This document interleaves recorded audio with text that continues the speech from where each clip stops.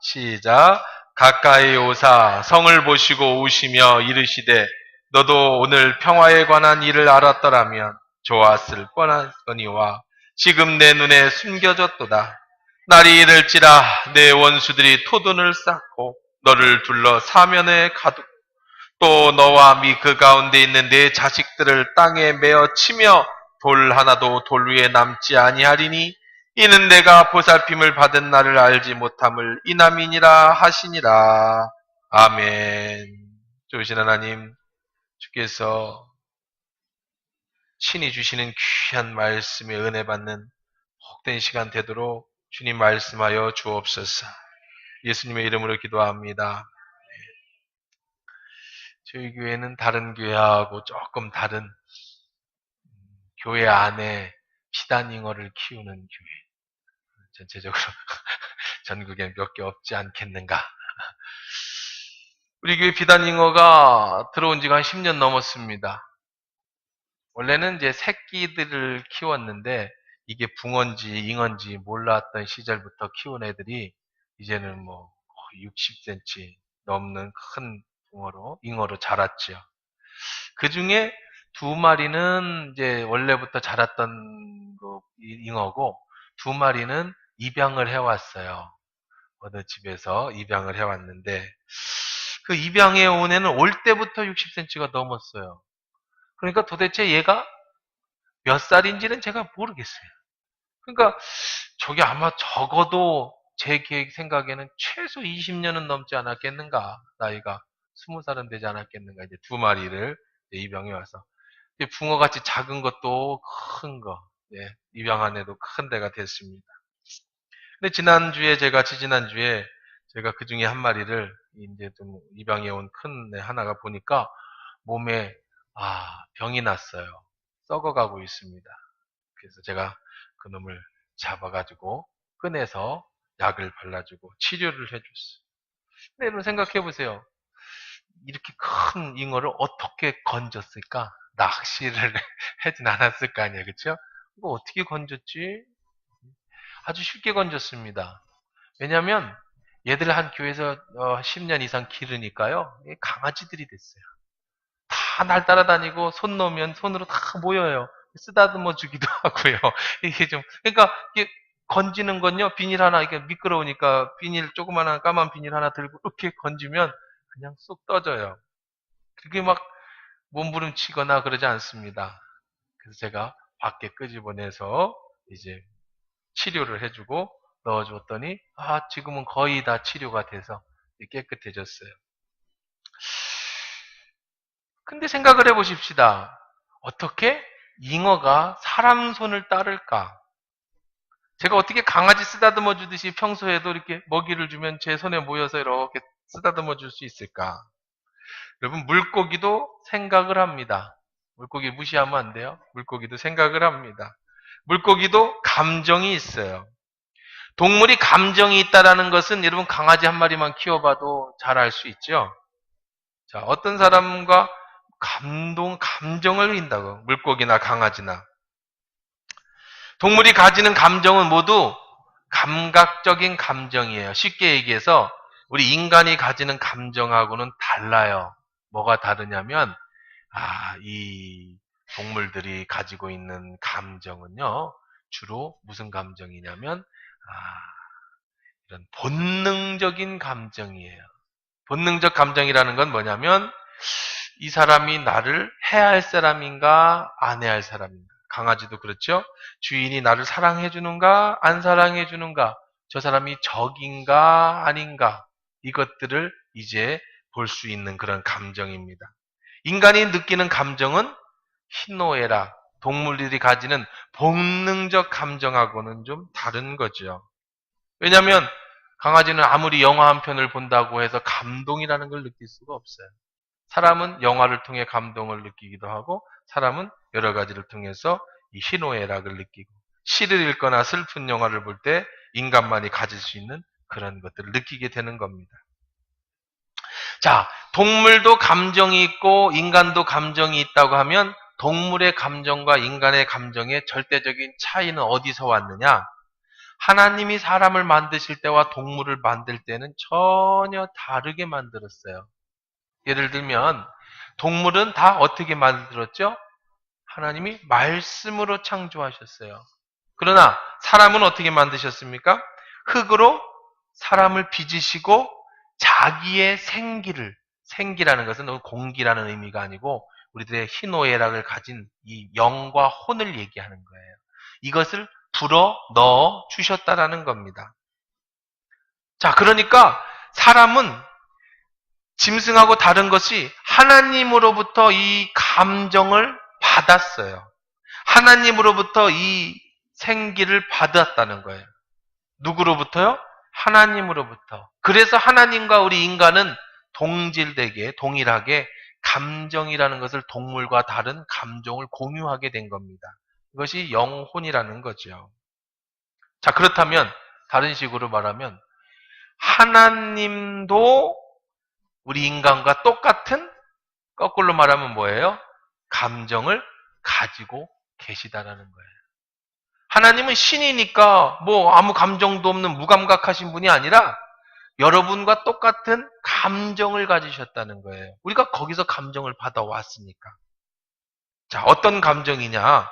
창세기 6장 5절에 보면 5절 6절에 보면 여호와께서 사람의 죄악이 세상에 관영함과 그 마음의 생각의 모든 계획이 항상 악함을 보시고 뿐임을 보시고 땅 위에 사람 지으셨음을 한탄하시고 마음에 뭘 하셨다? 하나님도 여러분을 보면서 한탄하시고 또 우리가 가지는 근심을 하신다는 거예요. 하나님도 근심하실 수 있어요. 우리도 하나님을 어떻게 할 수 있어요? 근심시켜 드릴 수 있다라는 거예요. 하나님과 우리는 감정을 교통합니다. 하나님도 감정을 받았기 때문에. 자, 두 번째, 하나님도 후회하셔요. 후회라는 건 뭐죠? 아유, 그러지 말걸. 우리 후회하죠. 하나님도 후회하십니다. 신명기 32장 36절에 보면 여호와께서 자기 백성을 판단하시고 그 종들로 인하여 후회하시리니 곧 그들의 무력함과 갇힌 자가 노인자가 없음을 보시고 때로다. 하나님도 인간처럼 여러분처럼 뭐 하신다? 아유, 괜히 쟤 구원했어. 아우, 괜히 내가 사랑해줬어. 라고 하나님도 뭐 하실 수 있다? 후회하는 감정을 가지신다는 거예요. 하나님으로부터 우리가 감정을 가지고 왔어.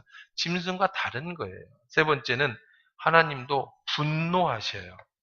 열왕기상 16장 13절에 보면 이는 바하사의 모든 죄와 그의 아들 엘라의 죄로 인함이라 저희가 범죄하였고 또 이스라엘로 범죄케 하여 그 헛된 것으로 이스라엘 하나님 여호와의 노를 격발하였다. 요즘 성경은 하나님 여호와를 노하게 하였더라. 이렇게. 하나님을 어떻게 했다고요? 노하게 만들었다고. 하나님이 화를 낸. 하나님이 화를 내게 하셨다.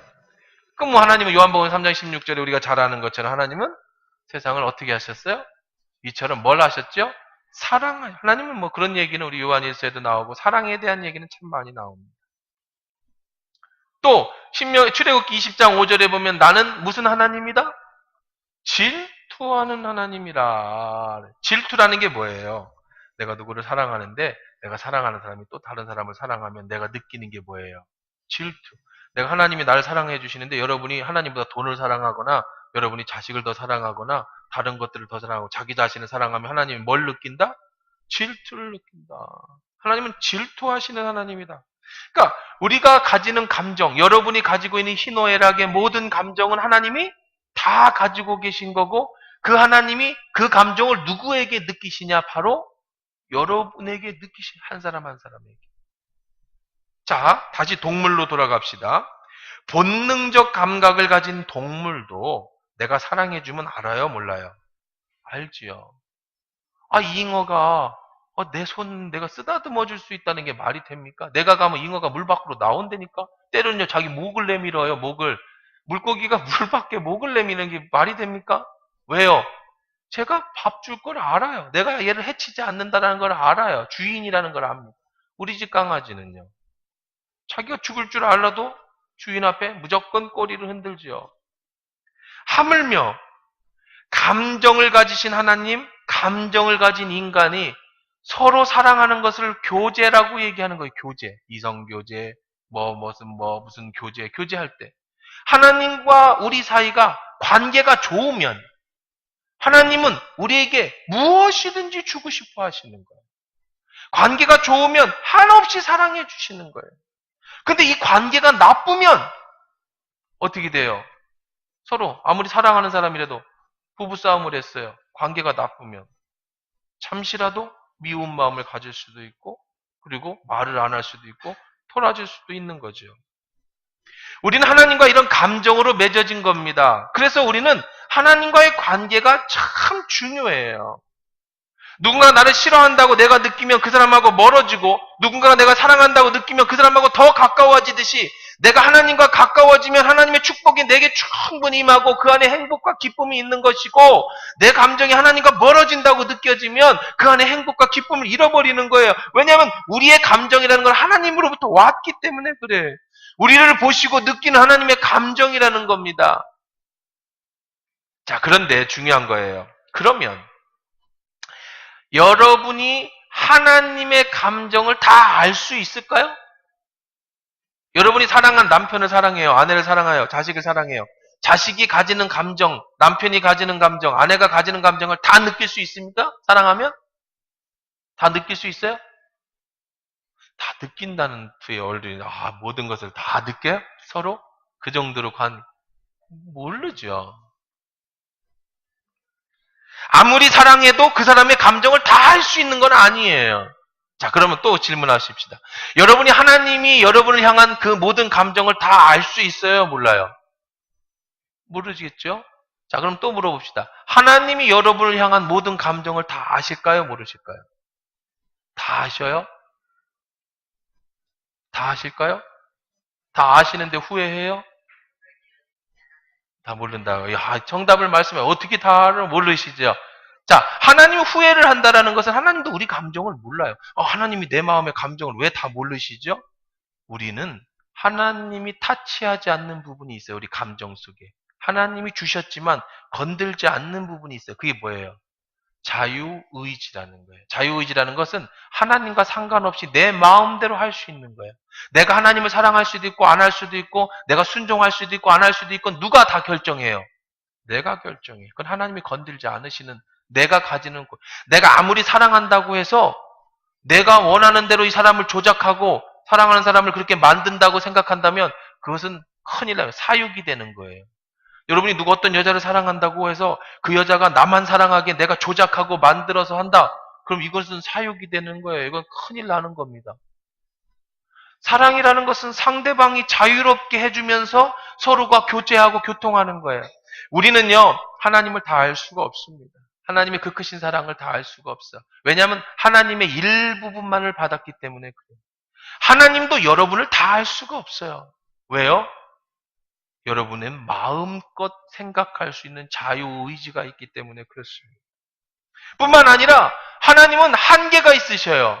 무슨 한계가 있으시냐면 우리와 같은 육체를 가지지 않으셨어요. 하나님은 우리가 수없이 인생 살다가 보면 판단해야 될 수없는 판단, 인간으로서 가져야 될 모든 고통, 인간이 느끼는 희노애락을 아실 수가 없어요. 왜 그렇죠?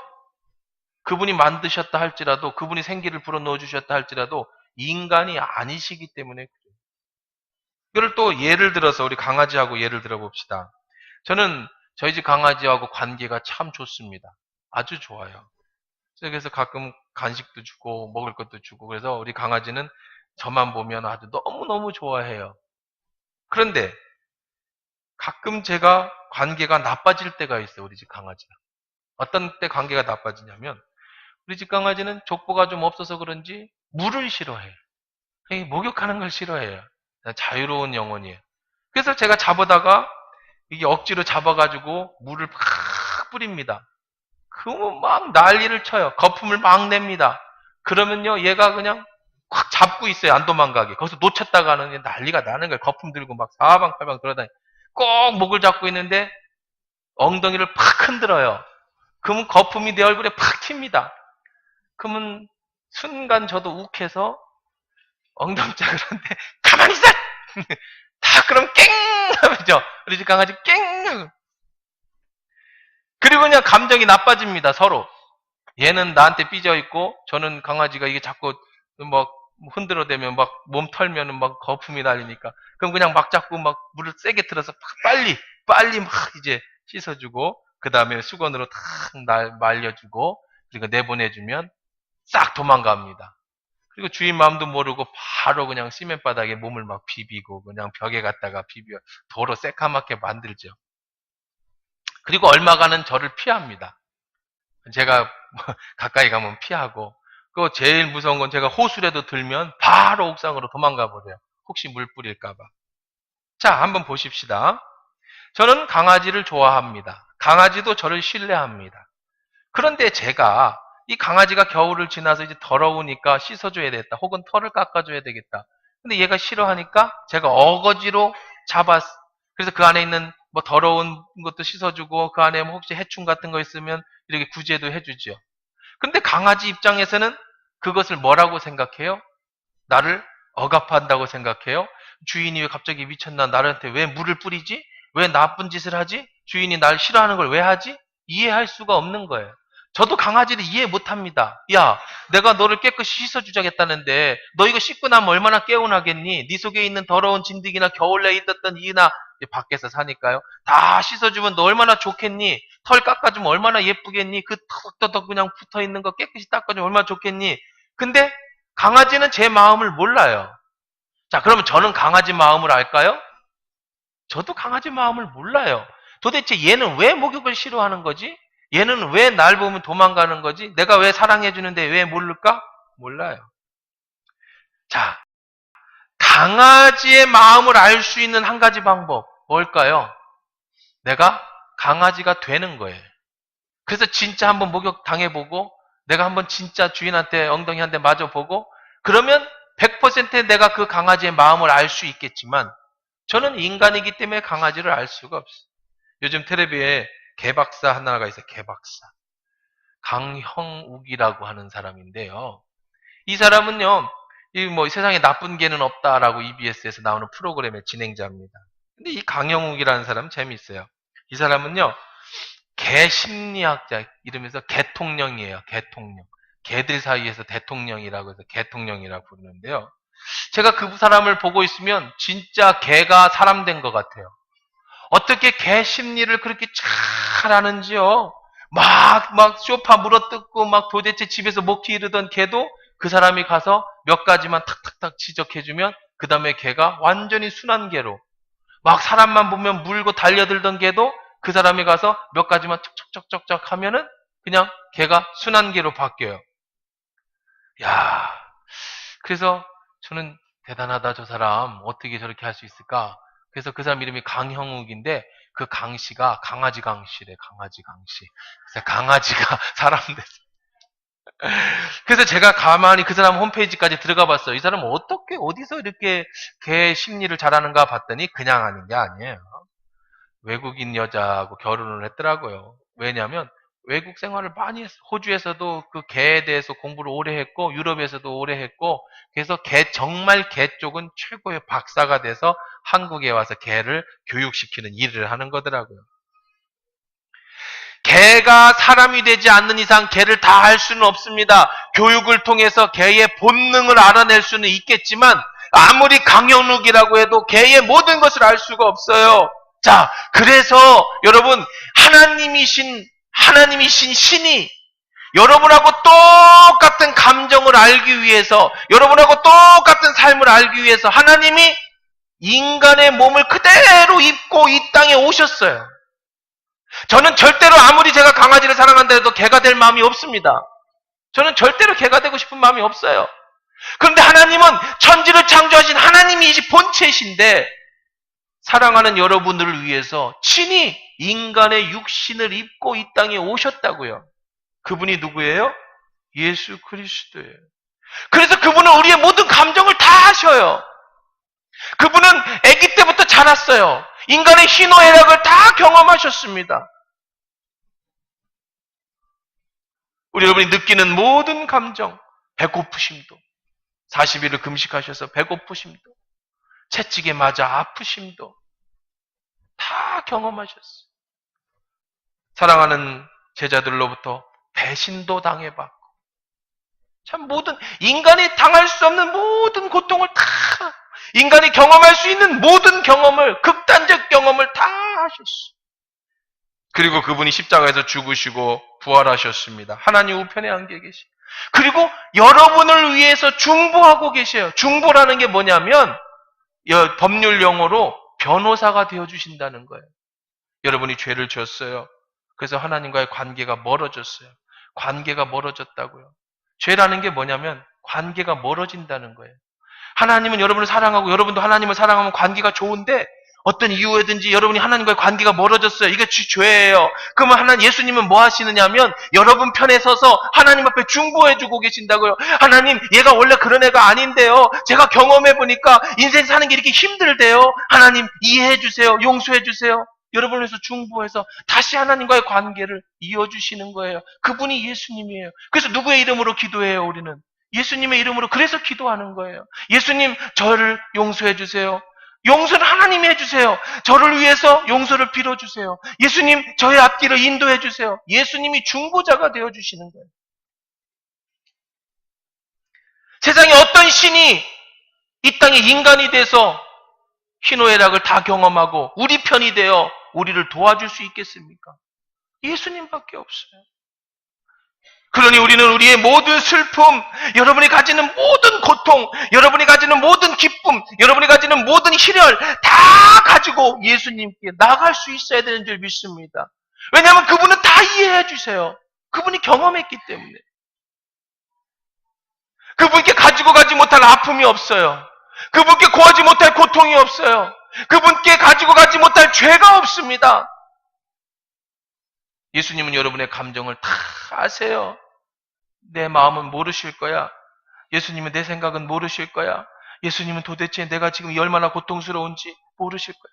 예수님은 나의 이런 수치스러운 죄를 관심이 없으실 거야. 나를 비판하고 계실 거야. 그렇지 않아요. 여러분이 어떤 죄든, 여러분이 어떤 고통이든, 여러분이 어떤 아픔이든 다 예수님 앞에 가져가시면 예수님은 여러분 편이 돼서, 여러분 측에 돼서, 여러분을 이해하시고, 여러분을 대신하여 하나님 앞에 간구하시는 분이 바로 우리 예수님이신 줄 믿습니다. 근데 인간의 몸을 오신 예수님이 오늘 그 감정을 가지신 예수님이 우셨어요. 오늘 본문에 한번 읽어볼까요? 41절입니다. 시작. 가까이 오사 성을 보시고 우시며 우셨다. 통곡하셨다라는 눈물입니다. 인간의 몸을 이끌고 하나님이 그저 눈물을 흘리는 눈물이 아니라 통곡의 눈물을 흘렸다는 거예요. 예수님이요. 감정을 가지고 이 땅에 오셨다고 그랬잖아요. 사시면서 몇 번 우신 적이 있어요.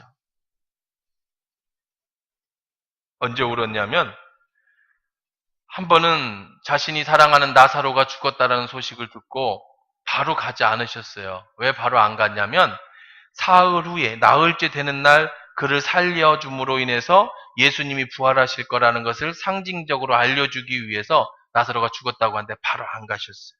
그리고 나흘째 돼서 그 집에 천천히 가셨습니다. 이제 마르다가 맞이하고 나중에 마리아가 맞이했는데 집 앞에서 예수님의 발을 붙잡고 마리아가 울어요. 뭐라고 우냐면 선생님 이곳에 계셨다면 제 오라비가 죽지 않았을 겁니다. 그렇게 얘기를 해요. 자, 여자가 우는데 우리 예수님 남자잖아요. 남자의 몸을 입고 오셨잖아요. 안 흔들릴 사람이 남자든 여자든 어디 있겠습니까? 나사로를 살리기 위해 오셨지만 의도적으로 죽고 나서 오셨지만 그 집안 사람들이 오빠가 죽은 일로 인해서 슬퍼하고 있을 때 특별히 마리아가 눈물을 흘리고 있을 때 예수님이 그 마리아를 보고 같이 우셔요. 대단하지 않아요? 예수님이 같이 울었어요. 예수님이 우시는 보고 눈물을 흘릴 때 거기에 쓰여 있는 단어가 헬라어로 원어로 보면 다크리오라는 단어예요. 다크리오. 이 다크리오라는 단어는요. 우리나라 말로 표현하면 눈물을 흘리다, 주룩주룩 흘리다 이런 뜻이에요. 이 눈물은 무슨 눈물이냐면 공감의 눈물이에요. 공감의 눈물. 너의 슬픔을 같이 공감하는 눈물이에요. 예수님 아무 말씀도 하지 않으셨어요. 그저 마리아의 우는 모습을 보고 같이 공감의 눈물을 흘려주셨다고요. 여러분 가끔 장례식장 가서 위로해 준다고 할 때 이렇게 위로하시는 분들이 계세요. 걱정하지 마세요. 다 천국 가면 만날 거니까 슬퍼하지 마세요. 그런 거는 목사가 하는 거예요. 그러면 제가 해야 그 권위도 있고 그게 믿어지는 거지. 여러분이 얘기하면 누가 몰라? 누가 천국 가서 만날 거 몰라? 근데 슬픈 걸 어떻게 해? 지금 부모님 돌아가셨는데 천국 가서 만난 걸 누가 몰라? 그거는 목사가 얘기할 때 위로가 되는 거지. 성도들끼리 얘기해서 위로가 안 돼. 그때는 어떻게 해줘야 돼? 아무 말 하지 말아야 돼. 그리고 손잡고 같이 울어주면 돼요. 그게 공감이에요. 몰라요? 몰라서 슬픈 거예요? 천국 가서 못 만날까봐 슬픈 거예요? 감정이 슬픈 거잖아요. 그러니까 너무 감정적으로 어려운 사람을 보거든 가서 뭘 가르치려고 하지 마시고 같이 울어주세요. 이것만큼 좋은 위로가 되는 게 없는 거예요. 예수님은 그걸 아셨어요. 마리아가 올 때, 마르다가 올 때는요, 잘 설명해 줍니다. 네 오빠가 살아날 것이다. 이렇게. 근데 마리아 앞에 가서는요, 같이 울어주는 걸로 시작하셔요. 이게 예수님의 공감이에요. 눈물이에요. 또 예수님은 히브리서 5장 7절에 보면 그는 육체에 계실 때 자기를 죽음에서 능히 구원하실 이에게 심한 통곡과 눈물로 간구와 소원을 올렸고 그의 경외하심으로 인하여 들으심을 얻었느니라. 이렇게 여기에서 보니까 예수님이 채찍에 맞으실 때 십자가를 지실 때 잘 눈물 한 방울 흘리지 않으셨어요. 하지만 십자가를 지기 전에 혼자 하나님과 독대하실 때 바로 전날 하나님과 1대1로 만나 기도하실 때 어떻게 기도하셨느냐 하면요. 히브리서에 보니까 심한 통곡과 눈물로 간구했다고 그랬어요. 심한 통곡을 하셨대요. 예수님도 인간의 몸을 이끌고 오셨기 때문에 이제 예루살렘에 가서 자신이 벌거벗은 수치를 당할 것과 자기의 채찍으로 맞아 살덩어리가 떠나가 날 것과 자기의 손에 못이 박힐 것과 옆구리에 창이 찔려서 머리에 가시관을 써서 결국은 죽게 될 비참한 고통을 당할 것을 예수님은 아셨어요. 그래서 그 전날 밤 하나님 앞에 그렇게 기도했어요. 어떻게 기도했느냐? 정말 통곡으로 하나님 살려주시면 안 됩니까? 다른 방법은 없습니까? 이 잔을 내게서 옮길 수는 없는 겁니까? 제가 정말 이 고통을 겪어야 합니까? 제가 볼 때 하나님도 통곡하셨겠죠. 하나님도 감정이 있으시다고 그랬잖아요. 하나님도 통곡하고 아들 예수님도 통곡하고 그게 통곡이에요. 예수님 그렇게 우셨어요. 절규하셨어요. 여기서 예수님이 통곡하시는 절규는 히브리어로 클리시우, 이것은요 사망 통지를 받았을 때 격정이라는 뜻이에요. 사망 통지를 받을 때 의사가 당신이 이제 암이 되어 죽습니다. 며칠 남지 않았습니다. 당신의 아들이 죽었습니다. 할 때 그 격정, 이 통곡이 클리시우라는 단어인데 이 히브리어 클리시우를 여기서 썼어요. 예수님은 그렇게 죽음 앞에서 통곡을 하셨다고. 오늘 본문에서 성에 가까이 오사 우시며 그랬어요. 우시며. 여기에서 우신다라고 하는 원어는요. 클리시우도 아니고 다크리오도 아니고 이 원어에서는요. 클라이오라고 써요. 이 클라이오는 무슨 눈물이냐면 우리식으로 말하면 펑펑 울다. 통한의 눈물이다. 예수님이 펑펑 울었다는 거예요. 마음속에 통한의 눈물을 흘렸다는 거예요. 자, 한번 이 상황을 보십시다. 지난주에 우리가 예수님이 어떻게 하셨지요? 나귀를 타시고 예루살렘 성으로 가고 계십니다. 사람들은 호산나 하고 자기 옷을 벗어서 그 상황 이어지는 거예요. 예루살렘 문 앞에까지 가셨어요. 근데 예수님이 나귀를 멈추셨습니다. 그리고 어떻게 하시냐? 펑펑 우시는 거예요.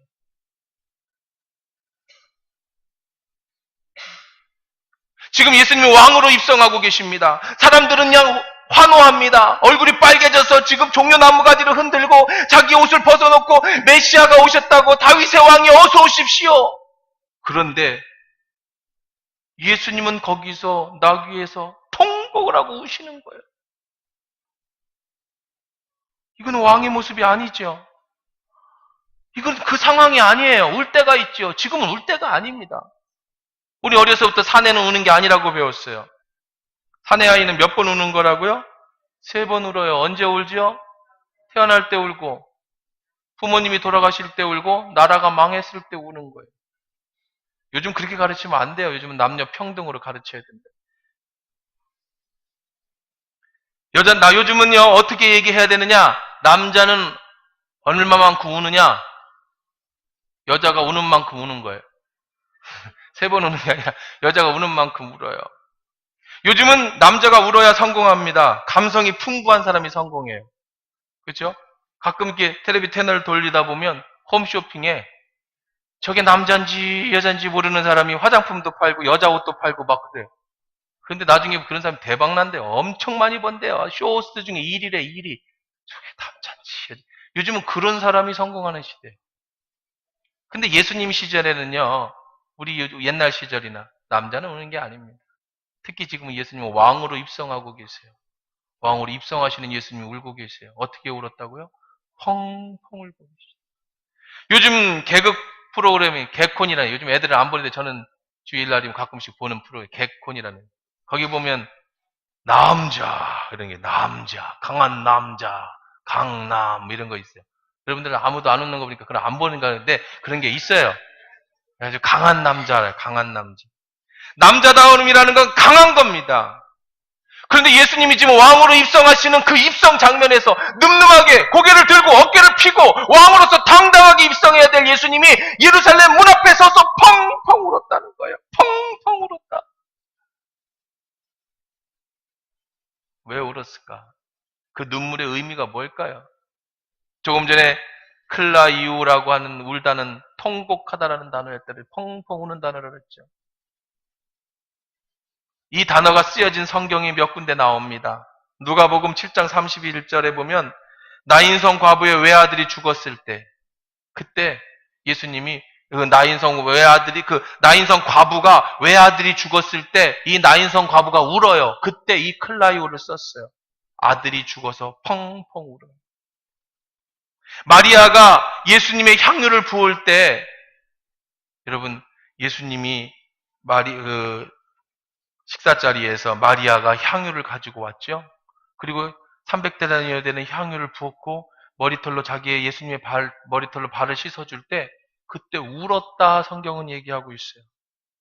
근데 그때 누가복음 7장 31절 마리아가 울었을 때 그 발을 씻겨주며 울 때는요, 그때 쓴 단어가 무슨 단어냐면 바로 클라이오. 성경대로 보니까 마리아가 예수님의 발을 씻어주면서 어떻게 울었느냐면 펑펑 울었다는 거예요.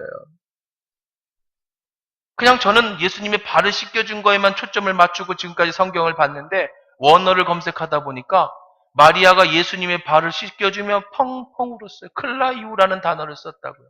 왜 울었을까? 도대체 이 단어들이 나인성 과부가 아들이 죽었을 때, 아니면 예수님이 향유를 붓고 발을 씻겨주는 마리아가 울 때, 지금 예수님이 성을 보시고 우실 때 이 쓰인 클라이오라는 단어가 뭐냐? 이거는요, 죽음과 관련되어 있는 단어예요. 죽음과 관련된 단어.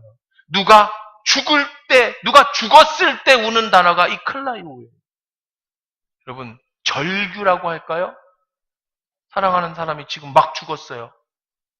자, 마리아가 왜 향유에 붓고 자기 머리털로 예수님의 발을 씻으면서 이 죽음의 눈물을 흘렸느냐?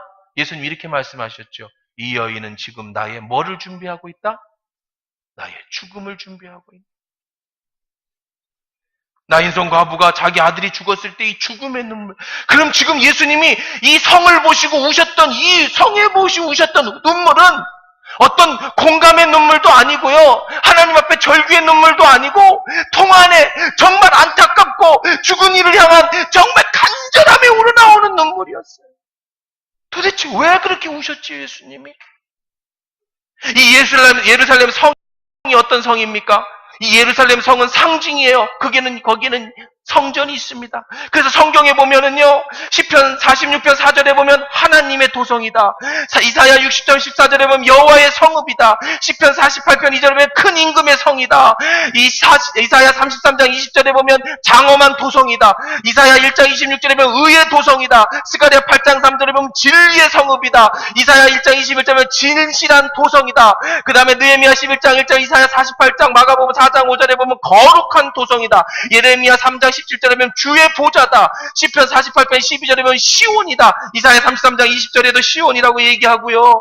그 다음에 이사야 60장 14절에 보면 이스라엘의 거룩한 자의 시온이다. 이 성은요, 예루살렘 성전이 있는 이 예루살렘 성은요, 평화의 성이에요. 거룩한 성이에요. 하나님의 선택한 성이에요. 시온의 성이에요.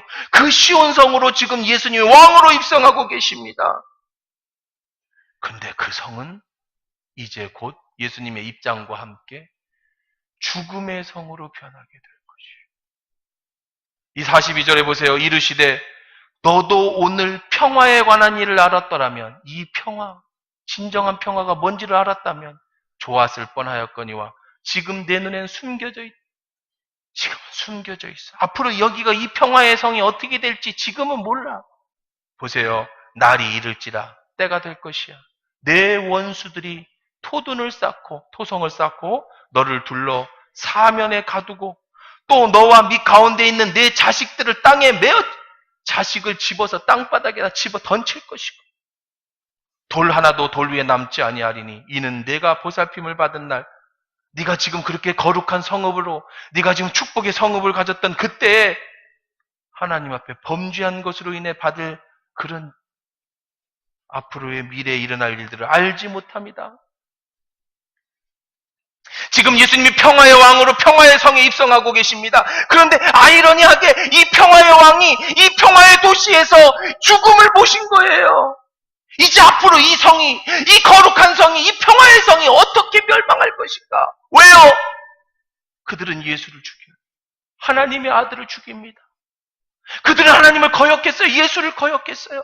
물론 예수님이 이 땅에 우리를 위해서 죽으러 오셨지만 그 죽음의 죗값으로 이 성이 받게 될 이 고통은 입성하시는 예수님이 영광스러운 입성만이 될 수가 없는 거예요. 앞으로 이 성읍이 어떻게 될 건가를 아셨기 때문에. 왜 오셨어요? 이 평화의 성에 닥칠 그 피비린내 나라는 사륙과 죽음을 보셨기 때문에. 죽어야 했지만 죽음으로 가는 그 성읍에서 이루어질 일들, 그 심판의 날을 이들이 알지 못하고 그저 눈에 보이는 메시아만 쫓고 있어요. 너무나도 안타까워서 통안의 눈물을. 여러분, 그 뒤로 어떻게 됐는지 아세요? 이거 지금부터는 성경이 아닌 이것은 세계 역사입니다. 세계사에 보면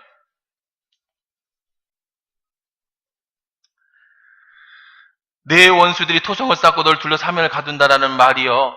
주후 70년, 예수님이 이제 돌아가신 지 30년 정도, 40년 정도가 지난 후에 예루살렘 함락을 위해서 파견된 당시의 로마 장군 디도가 굳게 닫힌 예루살렘 성령을 공략합니다.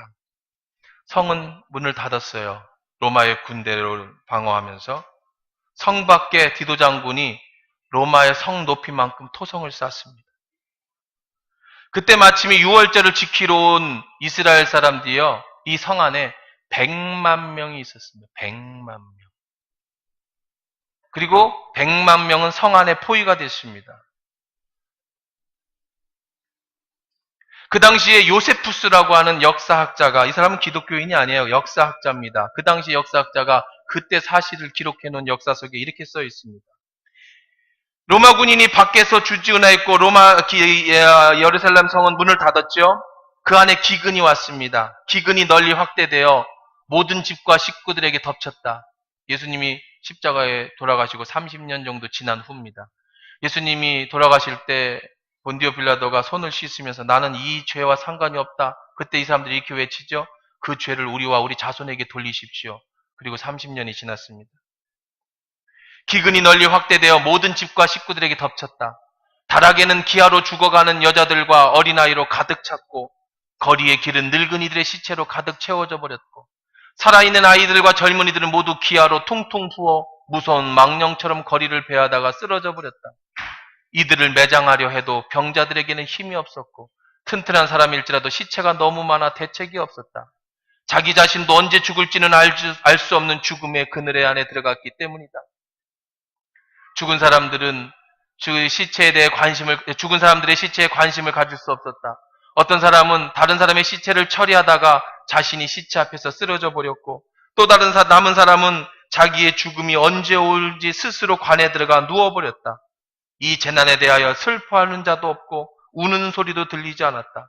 죽은 사람의 시체를 보고 울 기력도 없었다. 말할 힘도 잃어버렸고 무서운 질병과 죽음의 침묵만이 예루살렘 도성을 덮고 있을 따름이다. 그러나 이들은 모두 자신의 눈을 성전을 향한 채 누워 있었다.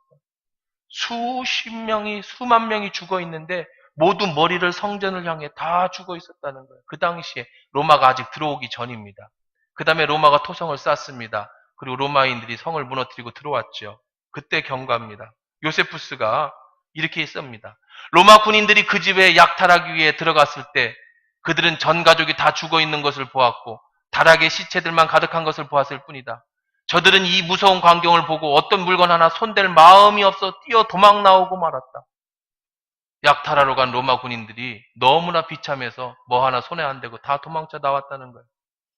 또 다른 광경을 묘사하기를 예루살렘 거리에는 로마 군인에게 찔려 죽임을 당한 유대인들의 흘린 피가 작은 시내를 이루어 흘렀고 말굴레까지 그 피가 가득 찼다. 요세푸스는 이렇게 묘사합니다. 이 예루살렘 멸망의 참상 중에 이렇게 기록에 남길 때 이때 9만 7천 명의 유대인이 포로로 잡혀가고 1000만, 10만, 110만 명이 죽었다. 실로 무서운 죄값의 사망이었다. 예수님을 죽인 이 예루살렘 성에서 예수님이 펑펑 우셨던 것은 이 죄값으로 죽은 사람이 110만 명이 죽었어요. 이것은 역사적인 사실을 기술하는 겁니다. 이스라엘은 그때 나라를 잃어버려요. 그래서 나라가 없이 전 세계를 흩어지다 홀로코스트 유대인의 학살을 또 경험하게 되잖아요. 그리고 나라가 다시 생긴 지가 45, 우리나라 해방될 때 이스라엘의 그 나라가 새로 생겼어요. 지금도 팔레스타인에서 싸움이 일어나는 이유 중에 그겁니다. 예루살렘에 지금 성으로 예수님이 입성하셔야 마냥 좋을 수만은 없어요. 그 죄값이 인간의 죄값으로 앞으로 이 예루살렘에 닥칠 성읍의 그 모습을 보고 한탄하며 눈물을 흘리셨는데 그 예언은 30년 후에 정말로 110만 명이 죽고 9만 7천 명이 포로로 끌려가고 성은 완전히 무너지고 이 지구상에 예루살렘이라고 이스라엘이라는 나라가 사라져버려요. 오늘 하나님의 눈물에 대한 말씀을 나누었습니다. 심판이 반드시 있습니다.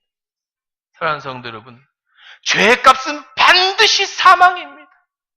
예수님을 십자가에 죽인 죄값으로 이스라엘은 자기와 자기 자손에게 돌렸던 그 피값은 110만 명이 잔인하게 죽어 그 후로도 어마어마한 죄값을 치고 이 모습을 보고 예수님은 통곡의 눈물을 흘리지 않을 수가 없었다는 거죠. 이들은 앞으로 일어날 일을 알지 못했습니다. 이르시되 너도 오늘 평화에 관한 일을 알았더라면 좋았을 거니와 지금 내 눈에 숨겨졌도다. 날이 이를지라도 내 원수들이 토둔을 쌓고 너를 둘러 사면에 가두고 또 너와 너 및 그 가운데 있는 내 자식들을 땅에 메어치며 돌 하나도 돌 위에 남지 아니하리니 이는 내가 보살핌을 받은 나를 알지 못하며 네가 보살핌을 받은 그때를 알지 못했다. 네가 지금 은혜의 나를 깨닫지 못하고 있다. 그 죄값으로 그런 일을 당한다. 사랑하는 소영도 여러분, 우리에게 기회는 살아있을 때뿐입니다. 죽은 후에는 심판이 있습니다. 그 후에는 무서운 심판이 임하는 이스라엘 백성은 앞으로 일어날 일을 알지 못하고 예수님을 죽이는 이 죄의 비참한 결과를 마주했어요. 여러분 주변에 예수를 알지 못하는 분이 계십니까? 여러분의 자녀가 예수님을 알지 못합니까? 여러분 부모가 예수님을 알지 못합니까? 여러분 친구와 여러분의 형제가 예수님을 알지 못합니까? 그들이 살아있을 때만 예수님을 영접할 수 있는 기회가 있어요. 그 뒤에는요, 돌이킬 수 없는 심판이 임하는데 너희들이 그걸 알았다면 너희도 나와 같이 통곡을 했을 것이다. 이 말씀이. 지금은 평화가 있습니다. 지금은 문제가 없습니다. 그러나 예수님이 심판주로 오실 때 예수님을 알지 못하고 죽음을 맞을 때 그 고통이 얼마나 큰지를 안다면 지금 흘리신 하나님의 눈물을 알 수 있을 것이에요. 오늘 너무나도 많은 사람들이 그리스도인을, 기독교인을 욕하고 안티그리스도인이 인터넷에서 세상으로 그리스도인을 욕하고 있어요. 그들이 죄가 얼마나 무서운 죄인지, 앞으로 어떤 결과가 날지. 여러분의 사랑하는 식구가 예수님을 알지 못해요. 사랑하는 친구가 예수님을 알지 못해요. 사는 동안에밖에 기회가 없는데 그 뒤에 있는 심판이 얼마나 무서운지 예수님은 통곡을 하셨다. 사랑하는 성도 여러분, 그 눈물은 여러분의 눈물이 되어야 됩니다. 여러분의 통곡이 되어야 돼요. 여러분의 클라이오가 돼야 되는 거예요. 여러분의 자녀를 위해 또 통곡해야 됩니다. 여러분의 남편과 여러분의 자녀, 믿지 않는 형제, 여러분의 친구를 위해서 예수님이 통곡하시듯이 통곡해야 돼. 앞으로 그들이 닥칠 그 엄청난 죄로 인한 심판과 고통, 그건 지금 살아있을 때에만 가능합니다. 이 평화의 일을 알았다면 좋았을 것을, 너희가 보살핌을 받는 날을 알지 못함으로 이런 일이 발생한다. 왕으로 입성하시는 중에 통곡하시는 예수님의 마음을 여러분 느껴지기를 주의 이름으로 축원합니다. 가서 전하십시오. 먼저 여러분이 믿으십시오. 내 사랑하는 형제, 내 사랑하는 식구, 내 사랑하는 친구가 예수님을 알지 못하고 죄에 빠져 인생에 살면 그 고통은 상상할 수 없다는 사실을 기억하시고, 여러분이 먼저 여러분이 그들에게 가서 그 예수님의 사랑을 전할 수 있는 여러분이 되시기를 주의 이름으로 축원합니다. 우리 같이